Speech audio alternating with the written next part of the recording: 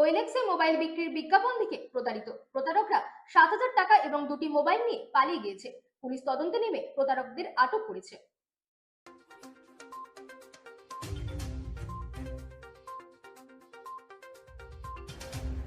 ওএলএক্সের প্রতারণা থেকে সাবধান হন, প্রতারকদের ফাঁদ থেকে বাঁচুন।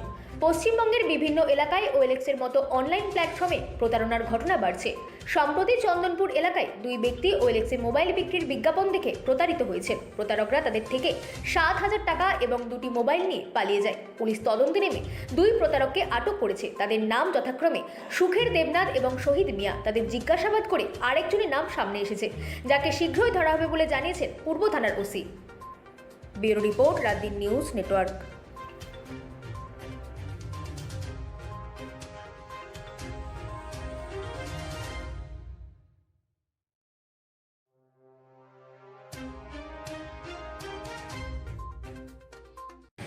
मेरा बहन है ना, 4-5 महीने से घर से लापता था और मैंने खबर दिया है लो हमको, तो हम आज यहाँ पहुँचा, अपने बहन को ले जा रहे हैं। वो अपना खुद बहन है, सऊद है कुछ आपके पास? कहाँ से लेके नहीं, वो तो लेके जा रहे थे। सऊद है कुछ? यार नाम तो नहीं पता हमको। नाम को हिंगलगंज अलादी फाउंडेशन। हाँ, हिंगलगंज अलादी फाउंडेशन। और यहाँ से हमको यहाँ से ले जा रहे हैं। तो अपना बहन है ना, खुद पक्का डॉक्यूमेंट निकालो। দেখুন, আমাদের কাছে একটা অভিযোগ এসছে।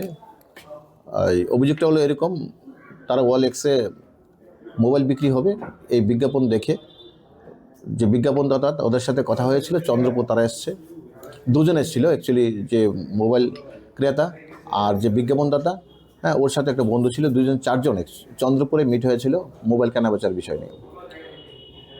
তো ব্যাপারটা হলো এরকম, তারা 7,000 টাকা মোবাইল কিনবে, 7,000 টাকা নিয়েছে, যে কিনবে ক্রেতা থেকে নিয়েছে, কিন্তু মোবাইল দেয়নি। উল্টো তারা চালাকি করে ওদের থেকে যে মোবাইল নিয়ে এসেছিল, ওই দুটো মোবাইলই তারা নিয়ে পালিয়ে গেছে, যারা বিজ্ঞাপন দিয়েছিল তারা। তো এটা একটা অদ্ভুত ঘটনা। তো অ্যাকর্ডিংলি এটা একটা সিরিয়াস ইস্যু।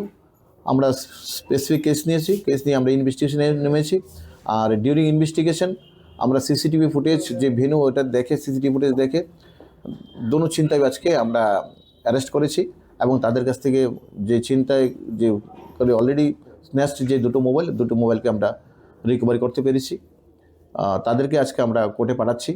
আমরা আশা তাদেরকে আরও রিমান্ড আনার নিয়ে পাঠাচ্ছি।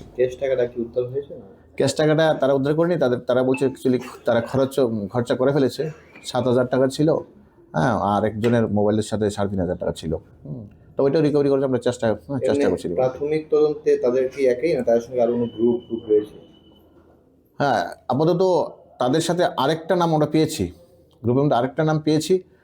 ইনভেস্টিগেশনের সাথে আমি বলছি না, হ্যাঁ, হাওয়ার আমরা আশা করবি 2-1 দিনের মধ্যে ওকে আমরা অ্যারেস্ট করতে সক্ষম হব।